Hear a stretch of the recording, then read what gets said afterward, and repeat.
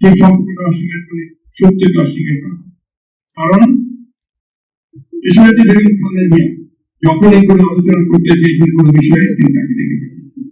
এবং ভিশন 2030 প্রথম সংস্কার, আমাদের রাজনৈতিক সংস্কার, সাংবিধানিক সংস্কার, অর্থনৈতিক সংস্কার যে আমরা বৈঠক করা হয়েছিল ভিশন 2030, এটার মূল বিষয়টাই ছিল কিন্তু ভাবনা, তার চিন্তা ভাবনা থেকে সেগুলো বেরিয়ে এসেছে।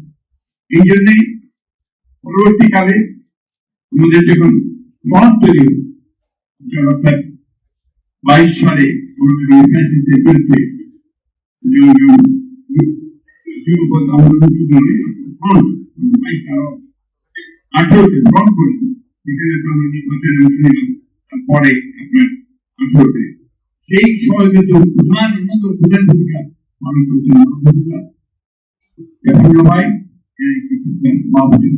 প্রধান ভূমিকা পালন করতে। অর্থাৎ এই দেশকে গণতান্ত্রিক রাষ্ট্রে পরিণত করা, এই দেশকে একটা আপনার এই যে আমরা বলি যে বৈষম্য বিরোধী একটা অর্থনীতিতে পরিণত করা, সাধারণ মানুষগুলোর অধিকারগুলোকে পৌঁছে দেওয়া, ভোটের অধিকার পৌঁছে দেওয়া, একটা গণতান্ত্রিক একটা আধিপত্য বা বিরোধী এবং একই সঙ্গে আমরা একটা সামনের দিকে এগিয়ে যাওয়ার একটা জাতিকে পরিণত করার ক্ষেত্রে মহামনা যে অনবদ্য ভূমিকা রেখেছেন, সামনের সারির ভূমিকা রেখেছেন, এটি কখনো অস্বীকার করবার কোনো উপায় থাকবে না।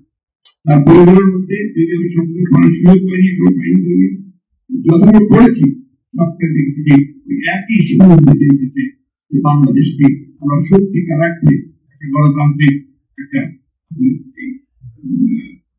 বৈষম্য বিরোধী এবং মানুষের স্বাধীনতা, বাংলাদেশের স্বাধীন বাংলাদেশের আমরা একটা চিত্র দেখতে চাই। সেটাই হবে।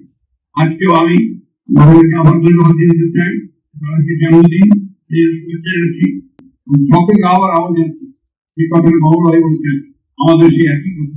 আসুন 24-এর জুলাই আন্দোলনের মধ্য দিয়ে আমরা যে বিজয় অর্জন করেছি, আসুন বলছেন আমরা সবাই মিলে সেই বিজয়টাকে সুসংহত করি। আমাদের মধ্যে মত পার্থক্য থাকবে, কিন্তু সেই মত পার্থক্য যেন আমাদের যে আশা, আমাদের যে স্বপ্ন, এই যে ছেলেগুলো প্রাণ দিয়েছে তাদের যে অত্যাধিক পিঠা না যায়, আমরা আমাদের স্বপ্নকে যেন বাস্তবায়িত করতে পারি। এগুলো আমারও মহলকে অত্যধিক ভালোবাসা এবং আমি তোমার বলছি যে আমাদের গুরু আসলে আপনি আমাদের গুরু র্যাপের প্রতি কোনো দ্বিধা নেই এবং সুস্বাস্থ্য দীর্ঘায়ু জীবন কামনা করছি।